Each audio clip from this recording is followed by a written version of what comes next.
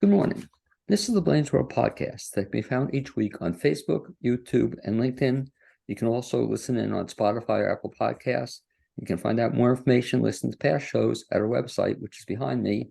Let me get out of the way here, www.blainesworld.net. I'm your host, Blaine Greenfield, and I'm here in my Zoom studio in lovely downtown Fairview, North Carolina. Each week, we focus on positive news and information about people and organizations in both Western North Carolina and throughout the country. And to that end, it's my pleasure to introduce a friend of mine, a very talented friend of mine, by the name of Randy Robbins. And Randy, before we begin, you can wave to all your fans and friends who are watching you today.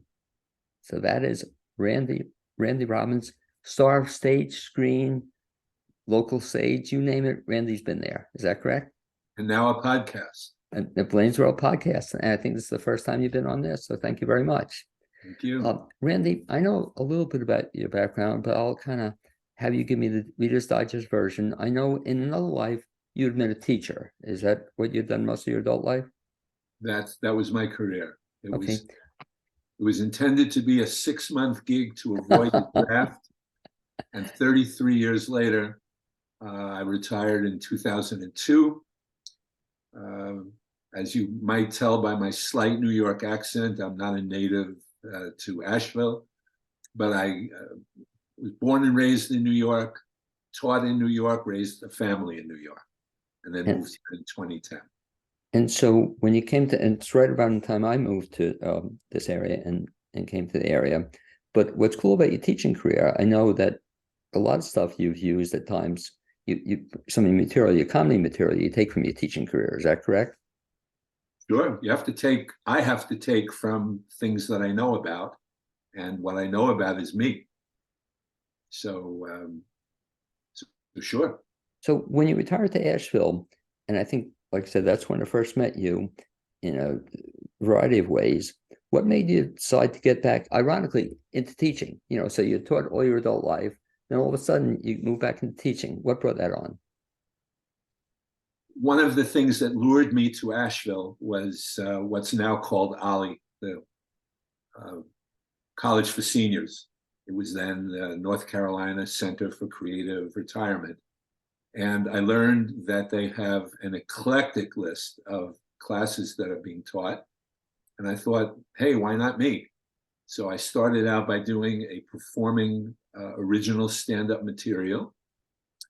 And then I started doing film classes based on my comic heroes.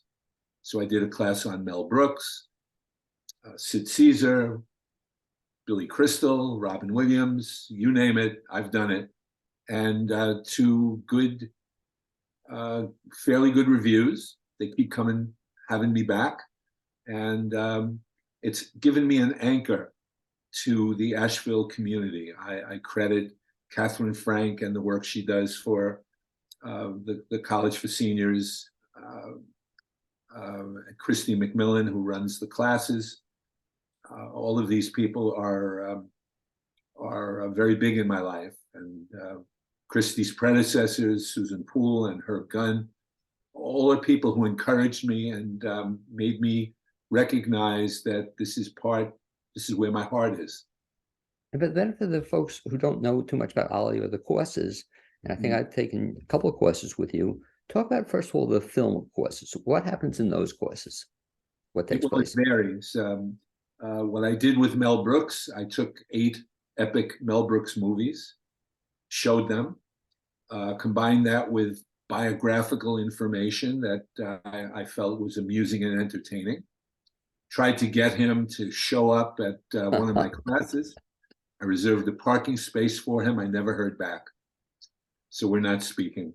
And then more recently, I did a class on George Carlin, who, absent a movie career, the challenge was to make 8 weeks interesting with his comic material and the career changes that he made in his comedy.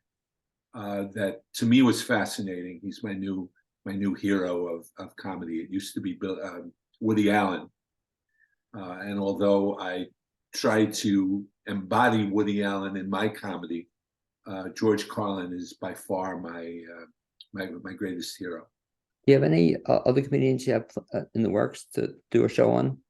I Do a don't. class on? I don't. I've done so many. I'm doing Sid Caesar starting next week for the second time. I did a class on him 10 years ago, and I feel compelled to come out with it. But I've done Robin Williams, Woody Allen. I wish I had the list in front of me. You've done Billy Crystal, yeah. Billy Crystal twice. I think, I don't know if you did it, the one you mentioned with Mel Brooks, but did you actually, would have been a fun thing to have done a YouTube tape on it. Did you actually show the parking space and his name on it? No. Think about that. I'm serious, my friend. If you ever do it again, wouldn't that be a lot of fun? Yeah. That it'd be like you've seen debates where a candidate doesn't show and they put the person's the picture. NPC. But we could say Crystal, not Crystal, could do Crystal as well. But that'd be a lot of fun to say he turned down your invitation, the nerve. But my resentment is so great that I just don't know what to do. So you won't have him again. The other thing, and I think that's maybe the first place I met you, Randy, was taking that stand-up course. And I still remember, I still talk about it to this day. What's that course all about? So in 1998, I decided I followed an ad in a Long Island newspaper that said, "So you think you're funny? We have something called Stand Up University. Give us $250 and we'll help you fashion a 5-minute stand-up piece to do before friends and family." Well, I did it and I was hooked. And when I came here, I decided I wanted to do the same thing. So I started a class. I had too many people in it. It's the one and only time that I had too many. 14 people trying to do original stand-up comedy. And one guy in the class, ironically, stepped up and did other material, old stuff. And I confronted him gently. I said, this class is about original stand-up comedy. And this guy said to me, "Randy, I don't know if you know it, but this is the college for seniors. And in the college for seniors, we just do what we do." And the interesting thing is, the person was you. Can you imagine? And we're still friends to this day. We are indeed, despite that. But you taught me grace, because it turns out that it's more important for the performer to have a good time, the participant in my class to enjoy it. That's the goal. And if it's corny, if the audience moans and groans, well, so what? I claim I told them not to do it. And that's what happens. Another dear friend from maybe that same class, maybe not, came up, and the first joke I ever heard him tell was that he and his wife had just come back from traveling Southeast Asia, and they were in Vietnam, and in their hotel, there were all sorts of insects or geckos or whatever milling around, even in the rooms. And he said, "I was so annoyed." And I thought that was the worst joke I ever heard. But he delivered it, and to his credit, the audience liked it. So what am I supposed to do? I give them the best, all of you. I give you the best of my knowledge, my background, and then you can go wherever you want to go. Well, and it's fun. The fun part also about that course, Randy, you're saying in terms of people laughing, is you at least get to I feel that we've frozen here. Yeah, a little bit, and we'll keep talking unless it becomes a problem. Then I'll come back to you, but we are frozen just a little bit, so I'll talk over that. So I'm not hearing you. Okay, that's not good. I think I'm going to pause this a second, see if I can come back to it. We're back with Randy Robbins, and there was just a brief technical delay there, but Randy, you're still back with me? I am. Okay, and this is the actual Randy Robbins, the real Randy Robbins? The only one. Okay, and we had a little fun talking about the course I once took with you, Randy. And one of my favorite courses about doing stand-up. Unfortunately, I didn't have to pay $250 for it, or it was a little less than $250 for it. a bit less, and I got a bit less of it than he. So Randy was teaching the course, and then he told the story about this one pain in his ass who wanted to do his own material. He wouldn't let me. Frozen But again. no, yeah, it's still going. I'm fine with you, Randy. So Okay. we were talking about the one course, and it reminded me of the great story you told, Randy, about your startup career and the way you had us do when we took a course with you, get people there, had to bring our friends and relatives to come to the show. So I always knew I'd get at least some laughs, because if you get enough people there, they're going to hopefully laugh if they know you. But your experience initially when you did stand-up for the first time was a little bit different. Talk about that. So I took a class, and I really had a lot of respect for the instructor. So I went to see a couple of his shows while the class was going on. And I really admired the way he handled audiences. He told once of talking to someone in the fifth row, he said, "So what do you do for a living?" And the guy said, "I disinfect bowling shoes." And the instructor said, "Oh my God, that's the worst job I have ever heard of." He turned to the guy next to him and said, "What do you do?" He said, "I'm his assistant." So that empowered me. And once in my life, I got to perform at the Improv in New York. Down here, if you want to do an open mic, you just show up and you get a few minutes. In New York, you usually have to bring like 6 paying customers, pay a cover charge and 2-drink minimum. So once I sent out 192 emails to try to solicit 6 people. I got back 1 response. Delete me from your mailing list. Love, Mommy. Not a good sign. Not a good sign. So at the Improv, I made the mistake of asking the audience a question. And what I got was what I'm getting right here this moment, which is silence. I said, "People, please, I need feedback." And a voice in the back of the room said, "You suck." It was my sister. So I called Mommy, and certainly got nothing out of that. So that's my comedy career, is based on the disrespect that I experienced at home. By the way, you mentioned that. Did your sister or your mom ever get a chance to see you perform stand-up? My sister did. Did she? And She did. the reaction? Oh, actually, my mother did too. You know what she said to me after? The What? standard thing: "Don't give up your day job." I said, "Ma, I'm retired." She said, "Maybe get a day job." So I tried to get her on stage, but she wouldn't go for it. What was your sister's reaction? She enjoyed it, Okay. I think. But what's fun, again, the beauty of the course you teach is you invite then people to bring their friends and relatives. And do most of them bring their friends and relatives? No, you would hope. We want to stack, we want to pack the house.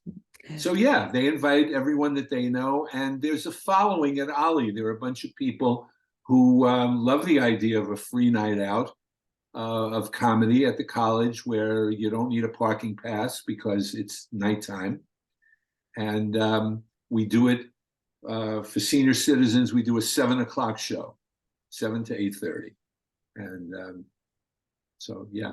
Now, one of the things that was interesting when I took it, I was one of the first classes, it was not the first, is that there was some resistance on the part of people. They want to take the course, if you recall, and you probably still have it, but they don't want to get up and perform.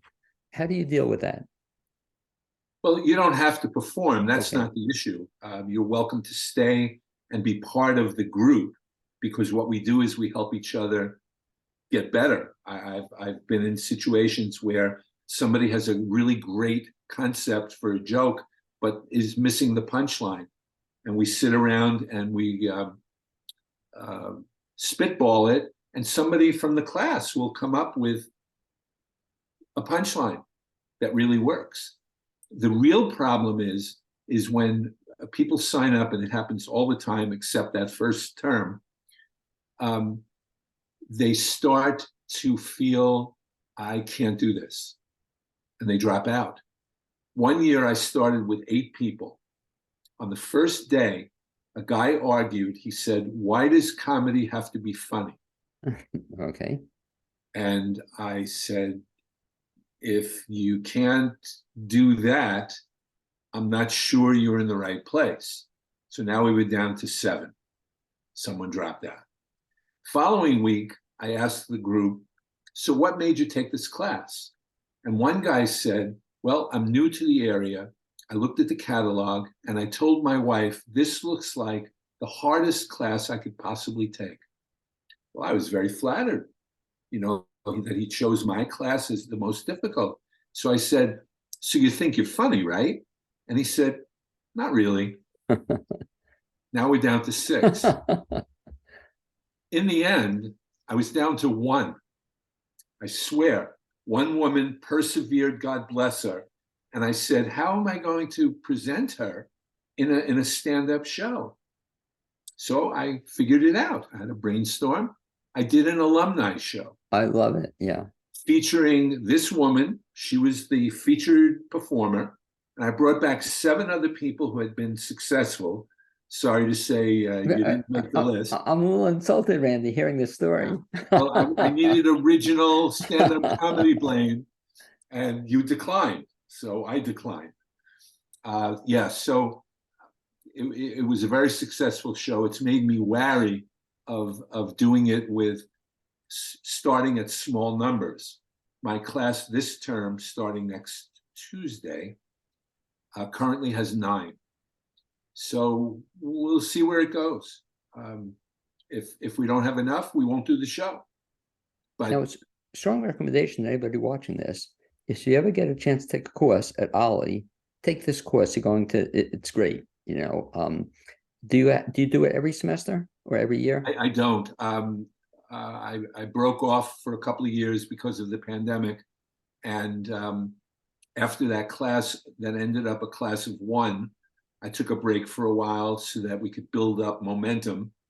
And I've done it the last 2 years for sure, maybe the last 3 years, this being the 3rd. And I'm very hopeful. I have one guy coming back who's been there before and 8 others who haven't. So it'll be a challenge to me to be warm and cuddly and supportive. I'm not great at that. And one can hope. So if you're out there in podcast land and you're interested and a member of Ollie, sign up Tuesdays at 2 o'clock, 2 to 4. Do a lot of people take the course a second time? Some do, sure. Okay. Others, it's their bucket list. They passed it and now they go on to jump out of airplanes or something.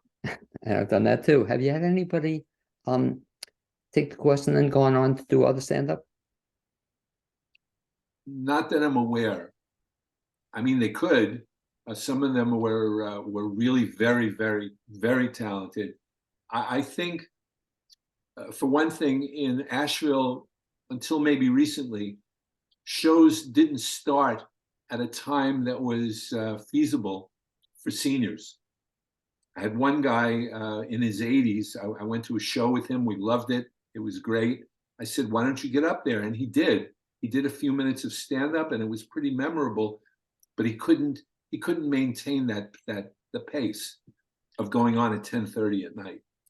So I think the other problem too, Randy, is why you haven't seen them again is because they probably stole all your material and they don't want to let you know about it. I wish. So the story about a teacher and your mom and all those other people. What about this issue, Randy? Do you ever have it? And it's sort of a problem I have, that people tell you they love to do it, but they can't memorize stuff, or they can't remember stuff. What do you tell would-be comedians about that? Well, it's pretty true for me too, particularly in acting, which I'm sure we will get to during this talk. Not only do I encourage people to bring notes onto the stage and put it down next to them on a bench or something and refer to it. I was at a comedy show last week where this Finnish comic, Ismo, performed. And I had seen some of his work on YouTube and I had to go see it. It was at Sierra Nevada. He was wonderful. But he too had notes strewn around. You could see he would go over for a drink of water and he would be looking down and have his notes. You don't have your jokes there, but you do have your keywords. And that's to be encouraged. There's nothing wrong with that. So when you perform, you have them also, the keywords? I actually do. One of the last times I performed, I had this set list of 7 topics that I wanted to do, but I had to make sure that I was going to, get them all in. So I said to the audience, all right, folks, I have 7 things on my list and I want to get to all of them. Why don't you call out a number, and whatever number you call out, I will go to. So the loudest number was for 4. So I said, okay, 1 it is, because I'm going to do my stuff in order. And we got to the next one. They still hadn't gotten it. They thought it was funny. I said, okay, we're ready for the next one. What do you got? 7. 2 it is. So it was a nice little gimmick. No, great technique. I love it. So Randy, the cool thing about you, I followed you, like I said, I took that course with you in Ollie. I think took one of the film courses. Then all of a sudden, I was so impressed with me. You kind of told me one day that now all of a sudden you wanted to get into acting. Had you ever acted before? Teaching is acting, that's for true. sure. You're always Right. in front of an audience, but formal acting, not since Camp Hiawatha in 1969, where I played Eddie Ryan in Funny Girl. By the way, is that true? That is true. Do we have a tape of that or a record of that anywhere? Luckily, no. So you got, Doesn't exist. so what got you into acting in Nashville? I saw the Hart Theater in Waynesville holds auditions for its whole season every February. And so they listed the shows that they were doing in 2017. And among them was Fiddler on the Roof. And I thought, wow, I would be a great participant in that.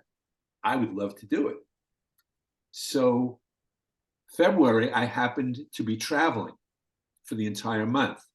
So I contacted Steve Lloyd, who was then the executive director of the theater, and he invited me in for an audition. I was ready to drive up from Florida to audition, but he invited me in. We talked for a couple of minutes, and then he had me sing a cappella, I don't know, Happy Birthday maybe, not Marilyn Monroe style.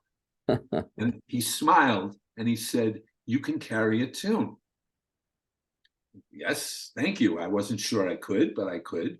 And he offered me the part of the rabbi in Fiddler. So I took it.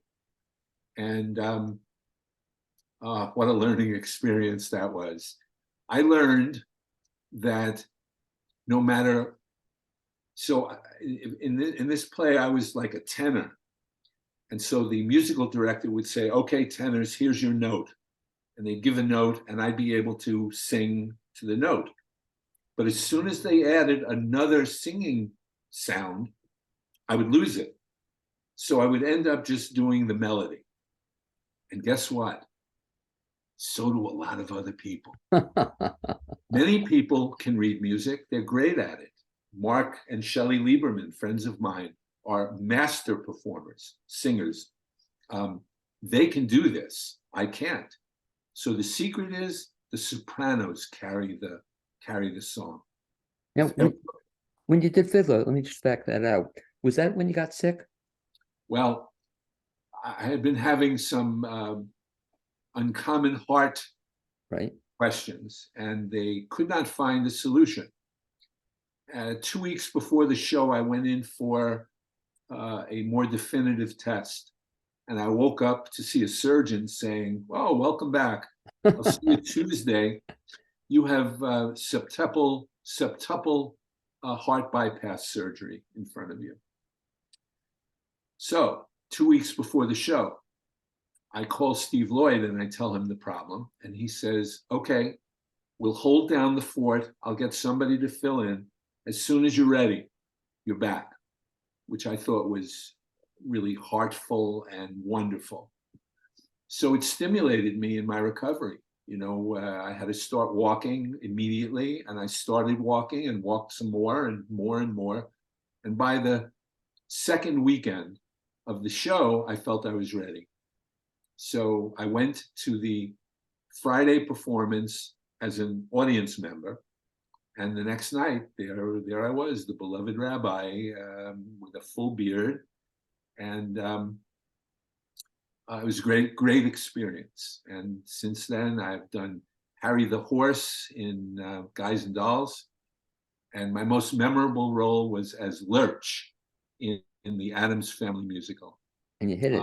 Now that one, you hit it too, because that was difficult to remember the lines. Is that correct? You had what? It was really hard to learn how to moan and groan. Okay, but you were so good in that, though. It was so much fun. I'm trying to think of Fiddler. Did I see you, or did I get tickets for the first week or something? Yeah, I think you wrote me and said, "How dare you?" Right. I have tickets for the first weekend. Right. And sure enough, I didn't show up. I know, it's so disappointing. I apologize. But after, well, give me my money back now, all these years later. So that was, I didn't realize that was the very first time you performed in West Nashville. So you did Lurch at Hendersonville, you killed that. What were some other roles? You did the Guys and Dolls one. Where was that at? Also Hendersonville. Okay. Yeah, that was a lot of fun. And anything else you can think of off the top of your head? So I think I've seen everything. So they did something, a musical review called Stardust. Right. Okay, I remember that. Right. At the Fangmeyer Theater alongside Hart.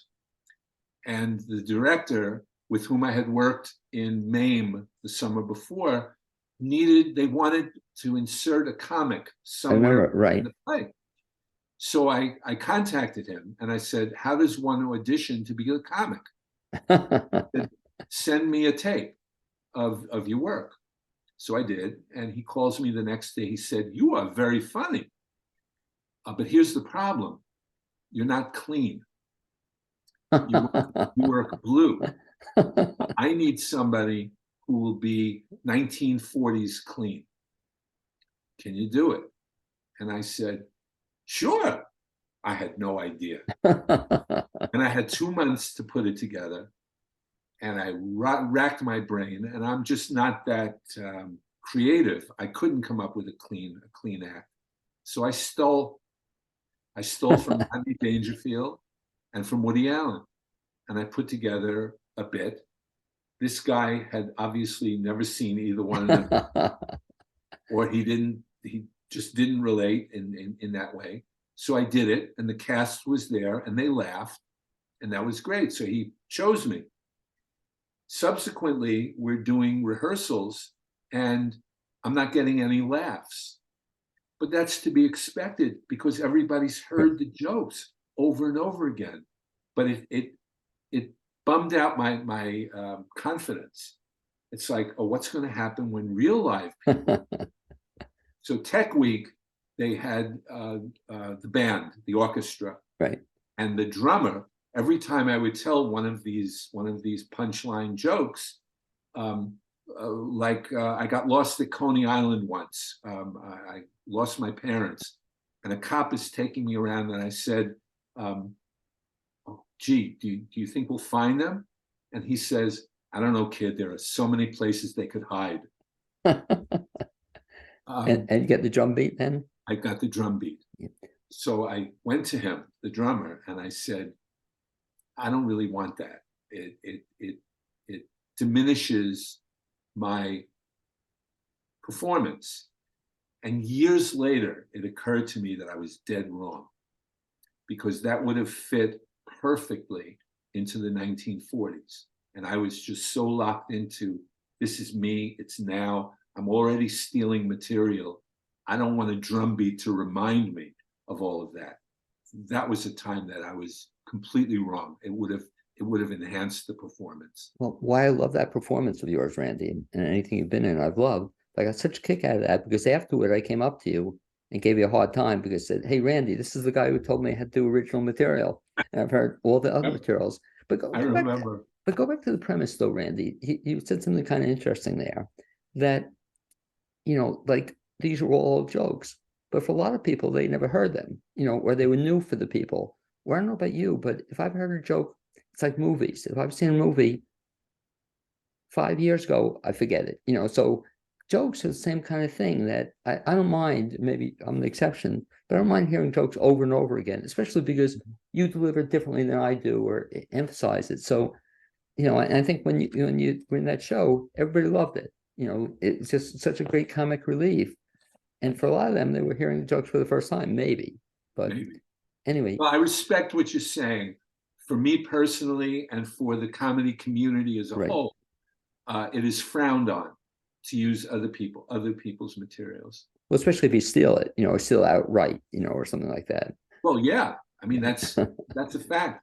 Robin Williams was Right. renowned for using other people's material, and it was excused by and large because he's so manic and so genius that it's believable when he says, "Yeah, I don't remember hearing it from you." And that's really true. There's a fellow who has relocated in Western North Carolina, a professional comic named Rich Sure. Scheidner. Sure. No. And Rich has told me the story of he once did a joke. I don't think he told me what the joke was, but a few nights later, he saw Robin Williams do it on The Tonight Show. And his friends, Rich's friends, said, Robin stole that from you. So he approaches Robin Williams, and Robin says, "Oh my God, I'm sorry. I really didn't know, that it was yours." And Rich said that was believable to him. Robin said, "Let me pay you. Let me pay you for the joke." And Rich said, "Nah, it's okay." Later, he found out that Robin would pay $1,500 for a joke. So, yeah, Rich missed out on 1,500. Funny comedian, nice guy too. But yeah, that's a classic Very, story. very nice. Yeah. So fast forward this then to what you're currently involved in. So you take this comedy career, but I love the fact that you're doing comedy, but you're also doing acting as well. And so you're going to be in an upcoming play, I think, where it opens next week, Randy? Yes, Radium Girls, a drama, is opening next Friday for 2 weekends, Friday, Saturday, Sunday matinee at the Black Mountain Center for the Arts. 6 performances with quite an interesting and eclectic crew of castmates. And for the benefit of folks who don't know the show, including me, can you give kind of Reader's Digest version, keeping it under like maybe 3 hours if you can, just just the highlights of the show. Well, the show is slightly under 3 hours. No, much less than that. It's the story of how a company used radium to make luminescent dials on watches, and they hired girls to paint these things, these watches, and they started to get sick, very sick, and slowly they were dying off. So there's a conflict between society as a whole and the US Radium Corporation, which wants to keep itself in business. And so the drama of the show is the heartache and heartbreak of these girls, and then the heartlessness of the company to do everything that they could to stay in business, to delay lawsuits so that the girls would die. It's really quite cruel. Is it a true story? It is a true story, okay. Very much so. So now, is this the first drama you've been in? No, a year ago I had a small role in The Diary of Anne Frank. Oh, okay, yeah, I saw that as well. This is a bigger role. It's not a lead role. It's supporting actor in the show, but I spent a lot of time memorizing lines because it doesn't come easy. And so for the people, I mean, you got me interested in just describing it. Your director is who in that show? Hannah Williams.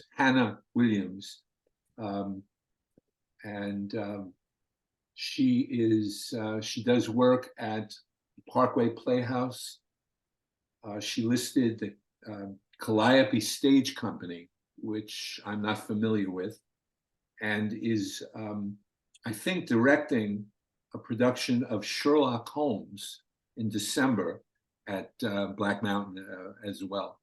And if you can, some of the other folks in that show who I might know or other people might know. Yeah. Okay. So two of the people, I wasn't able to get their bios, but their playing lead roles. So Madeline Hull and Zach Hamrick. Okay, no, both very talented. Who is that? Very talented. I know them both. They're very talented folks. Well, they do a pretty good job. They're adversarial to my role as a company employee and then later vice president and president. The president of the company is Elijah York. Okay. He's Miss Arthur Reeder, and he's been in the Laramie Project at Weaverville Community Center. He's done work focused behind the cameras. He's doing film work currently, but he's wonderful in this. Another guy, he kills me, Aaron Ybarra. Sure, the best. You're right.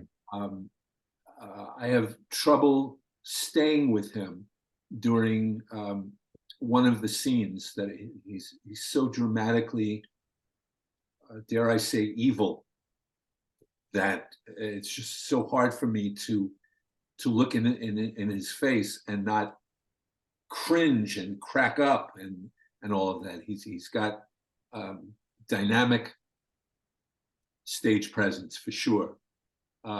He listed different strokes, mixed fandango. At heart, he was in the Book of Will.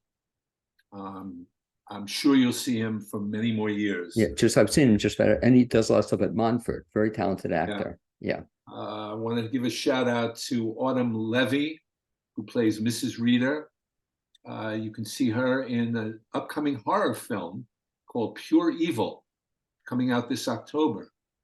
And she'll be directing a short film in November. So she's someone to mention. Jamie Morris plays our company lawyer, Markley, and she was also in Book of Will at heart. And I hope I'm not leaving anyone else out. Well, let me ask you, Randy, two questions based on this show. It sounds really exciting, and I know most of the cast, excellent cast. In terms of memorization, do you have any talent or not talent, any recommendations for people in terms of how you memorize lines? Get yourself a good partner who likes to take the script and read the line before yours. I have that. Lori Postal, shout out, who makes me do this multiple times a day. I also made index cards with my lines on it and the lead-in line, and then I recorded the lead-in line of each scene that I'm in.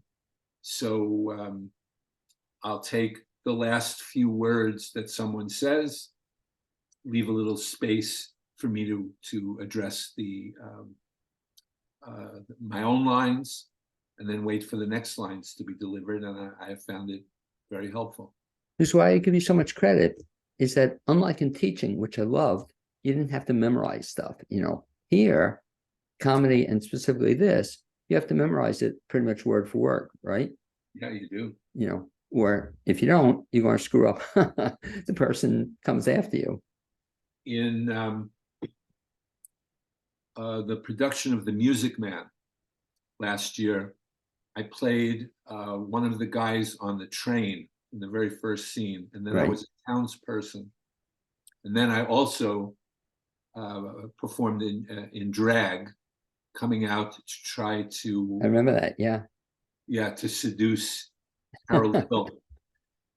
But in the train scene, I had a particular line. See if I can remember it. It's very short. Cracker Barrel went out the window with the cut plug jaw thing, a whole big line. And I had to do it in rhythm. And I had to feed that line to the next person.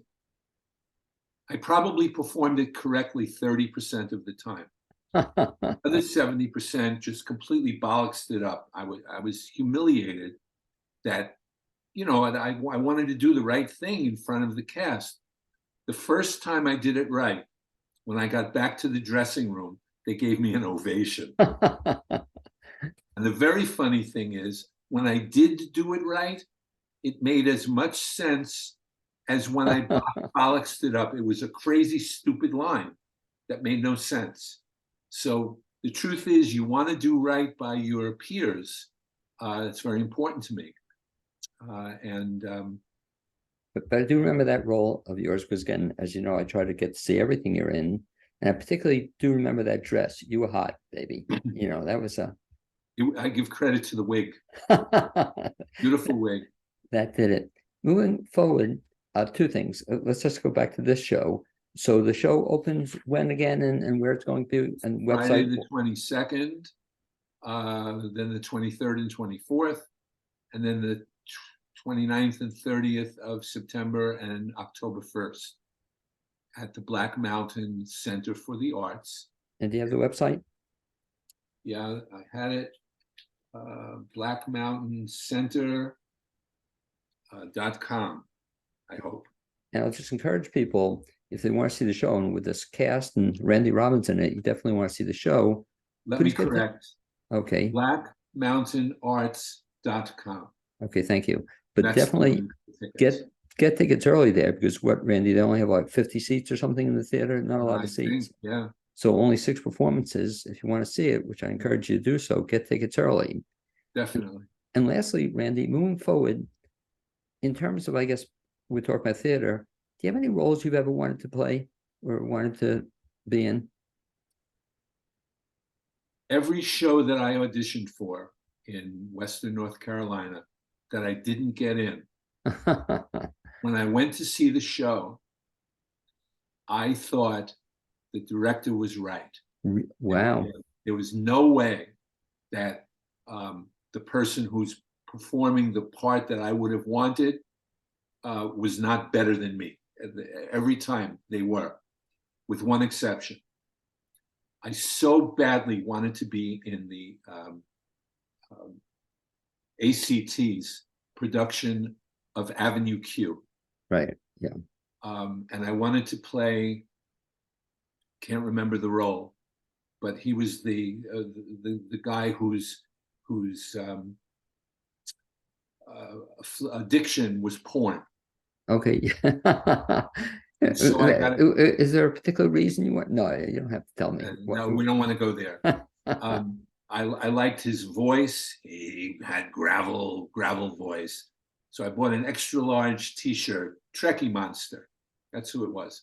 A Trekkie Monster T-shirt, and I came in an audition for Jeff Catanese, right, who's a renowned local theater maven, and he didn't choose me. And okay, I resent everybody who doesn't choose me, at least for a short while. When I came to see the production, the guy who played the role was excellent, excellent. Don't get me wrong. But I could have done it just as well, I believe.